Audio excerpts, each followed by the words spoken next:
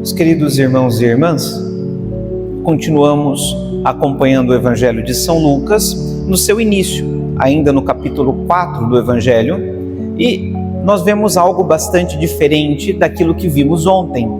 Se nós nos recordarmos bem, a passagem de ontem nos mostra Jesus também na Galileia, mas em outra cidade, na sinagoga de Nazaré, a cidade onde ele havia se criado, juntamente com aqueles que eram seus vizinhos, aqueles que o conheciam dos negócios, aqueles que tinham convivido com ele na sinagoga por algum tempo e que não tinham testemunhado milagres como, por exemplo, o exorcismo de hoje, mas a pregação de uma palavra, a leitura daquela profecia de Isaías. O Espírito do Senhor está sobre mim e Ele me enviou para anunciar a boa nova e assim por diante. Hoje nós vemos Jesus numa outra cidade da Galileia, a cidade de Cafarnaum, de onde saíram muitos discípulos de Cristo, onde muitos ouviram a pregação do Senhor e viram os seus sinais e passaram a segui-lo. Mesmo os apóstolos, Pedro era de Cafarnaum juntamente com seu irmão André. E há uma diferença bastante grande entre a reação das duas cidades. Em Nazaré, as pessoas veem Jesus e não acreditam. Esse Jesus, como disse ontem, esse aqui é o que mora ali naquela casa, né? Poxa, sua mãe todo dia está conosco aqui, vem na feira comprar as coisas que precisa para casa, né? É um carpinteiro bom, faz ali as coisas que precisa fazer, é honesto, né? Nunca passou a perna em ninguém, mas daí a ser o Messias, não dá, né? Tá bem, já conhecemos ele. Ao passo que em Cafarnaum, até mesmo os demônios confessam quem é Jesus. Até mesmo os demônios dizem: eu sei quem tu és o Santo de Deus. Vejam, há uma diferença bastante grande, há um abismo entre a reação das duas cidades. Uma, Jesus passou a maior parte da sua vida, talvez ali, não sei, dos 30 anos da sua vida privada, quantos foram ali, porque talvez não há um consenso com quantos anos ele veio do Egito de volta para a Terra Santa, mas mais de 20 anos nosso Senhor passou lá. E ninguém dava crédito a Jesus. Cafarnaum talvez tivesse ido vez ou outra para algum comércio, alguma coisa muito pontual, mas não era o lugar onde Jesus morava. Não era o lugar onde ele se estabelecia. Talvez as pessoas até soubessem, aquele ali é o carpinteiro de Nazaré e tal, mas acho que não nada mais do que isso. Pelo menos não temos nenhuma informação que soubessem mais do que isso nos evangelhos. E ainda assim, as pessoas se encantavam, ficavam admiradas com o seu ensinamento, porque falava com autoridade, e até mesmo os demônios sabiam quem ele era. Aí está a diferença e o risco que correm aqueles que convivem com nosso Senhor. Quanto mais tempo nós passamos juntos de Cristo, corremos o risco de cair na besteira de tratá-lo como se fosse qualquer pessoa. Essa familiaridade que nós temos com Cristo é bom no sentido de termos intimidade, de dizer a nosso Senhor coisas que dizemos aos nossos melhores amigos. Essa familiaridade é boa, mas essa de acostumar-se, de tratar a presença de Cristo como trivialidade, como se fosse algo corriqueiro da nossa vida, isso não faz bem. E nós vemos que isso é um problema para nós, com a forma com a qual as pessoas se portam dentro da igreja. Eu vou à igreja todo dia, tá bem, não tem nada de novo. Como assim? Nós entramos na igreja e estamos diante do Senhor. Muitos passam pela frente da igreja, ou passam até mesmo aqui dentro, como se estivessem passando em qualquer corredor, como se estivessem passando em qualquer rua. Não é qualquer rua, é a rua onde mora nosso Senhor. Não é qualquer corredor, é o corredor que nos dá acesso à presença real de Cristo. Não se deve passar sem reverência, senão nós estamos fazendo como os cidadãos de Nazaré. Esse mora aí, tá bem, mas como mora a Dona Maria aqui do lado, como mora seu José desse outro,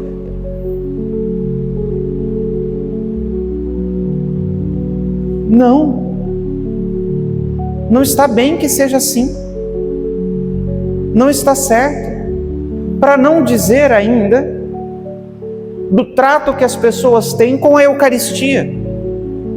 E eu já disse isso nos avisos em algumas comunidades. Há pessoas que vão comungar como se estivessem tirando biscoito de um pote, só falta fazer assim. Não está certo isso. Nós devemos reverência. Porque se nós não sabemos quem é Jesus, os demônios sabem. Os inimigos da igreja sabem. A reverência que nós devemos ter ao comungar deve ser a maior possível, dentro das possibilidades que temos de locomoção, de tudo aquilo que envolve nossas articulações e assim por diante, deve ser a maior possível. Nós estamos diante de Cristo, diante do Senhor. Se podemos nos ajoelhar, que nos ajoelhemos, ou ao menos uma vênia, uma reverência, e depois não voltar para os bancos como se estivéssemos desfilando numa passarela, como se estivéssemos vivendo em ano eleitoral e fôssemos candidatos a alguma coisa, cumprimentando as pessoas, dando tchauzinho. Não. Acabou de receber a Cristo. O Senhor está no teu coração. O Senhor está aí. Presença real. Não pode ser como os habitantes de Nazaré. Tá bem, Jesus está aqui, mas tem outros aqui. Nossa, muito bom aqui a companhia desses outros. Não. Toda a nossa atenção e toda a nossa devoção ao Cristo.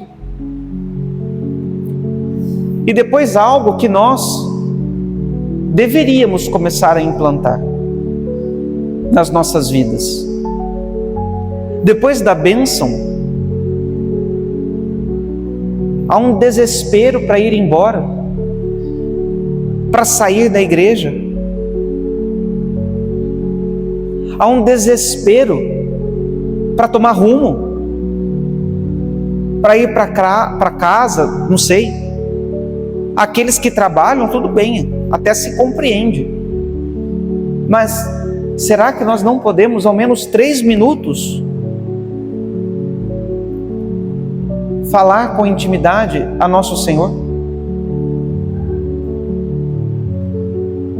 E eu sei que a maioria de vocês aqui vem diariamente à missa.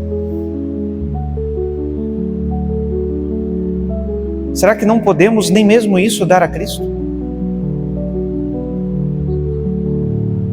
Que possamos nos demorar um pouquinho na sua presença. Me digam, qual será novamente o dia em que você tenha certeza que terá a presença de Cristo desta forma como tem quando comunga? Padre, amanhã eu venho de novo. Será que vem mesmo? E se te acontece alguma coisa? E se essa for a última vez que você vai ver a Cristo em vida? Porque a próxima será no juízo. Será que não vale a pena ficar admirado com aquilo que nós estamos vivenciando? Ouvirmos estas palavras de autoridade que saem da boca de Cristo, mas ouvimos também as palavras que brotam do fundo do seu coração. Nosso Senhor dizendo o quanto nos ama, dizendo o quanto quer estar presente nas nossas ações neste dia, como quer estar do nosso lado.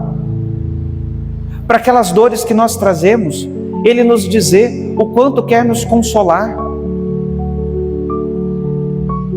E também nós dizemos a Ele aquilo que se passa no nosso coração. Eu não sei se vocês sabem, mas Deus se interessa por você.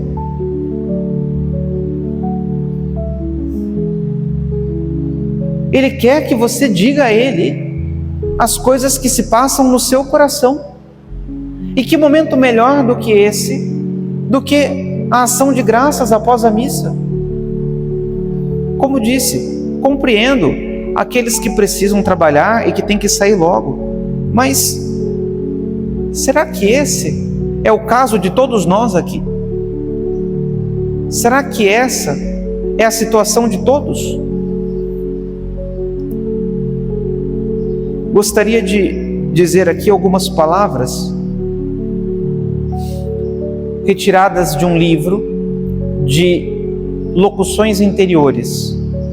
É um dom carismático que algumas pessoas recebem, onde Deus fala a alma daquela pessoa e aquilo serve geralmente para edificação da comunidade. Nosso Senhor tem isso com algumas pessoas. Não são todas, porque é um dom que Deus dá a quem Ele quer gratuitamente e que não necessariamente significa que a pessoa é santa. Deus dá a quem Ele quer, inclusive aos maiores pecadores Ele pode dar os dons que Ele quiser. Mas um monge irlandês com dom de locução interiores escreveu um livro que, óbvio, é mais dado aos sacerdotes, porque é o diário de um sacerdote em oração. Chama-se Ensino Iesu, que quer dizer no peito de Jesus, né? Que é aquela passagem do Evangelho de São João, da última ceia, quando João reclina a cabeça no coração de Jesus. E Jesus diz a esse sacerdote as seguintes palavras: tão poucas almas se lembram de agradecer-me depois de receber o meu corpo e sangue. Isto é verdade até mesmo entre os meus sacerdotes, meus amigos, meus escolhidos, de quem espero mais, de quem desejo mais. Os corações tornam-se frios e indiferentes a mim neste sacramento do amor. Para muitos, receber-me tornou-se um ato de rotina, desprovido de fé e sem manifestação de adoração e de amor. Como a minha igreja chegou a este ponto? São palavras de Jesus. Tá bem, não somos obrigados a acreditar, porque não é revelação pública, que são palavras do próprio Cristo. Mas que são verdadeiras, não há dúvida.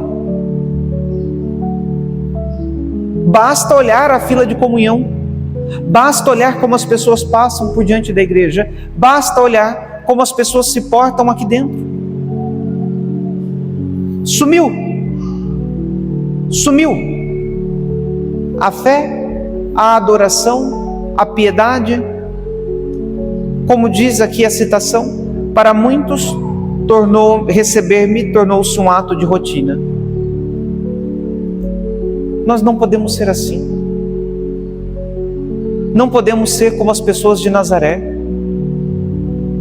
como se a presença de Cristo fosse alguma coisa corriqueira em nossas vidas. É a coisa mais especial que nós temos. Vejam que graça aconteceu em Cafarnaum. Quantos discípulos, quantos apóstolos, quantas pessoas libertadas, porque viram na presença de Cristo a presença do Messias. Isso pode acontecer conosco, desde que nós comecemos a nos portar bem, com fé, com atitude de fé, com atitude de adoração diante do Senhor. Quando entrarmos na igreja, pensemos, é o lugar mais importante de nossas vidas, porque estamos diante do Cristo Senhor. Quando passarmos diante da igreja, não passemos como se nós estivéssemos passando diante da casa dos vizinhos. Não. Estamos passando diante da casa do Senhor. Ali mora nosso Deus e nosso Salvador. quando nós estivermos diante dele, estejamos com fé, com adoração.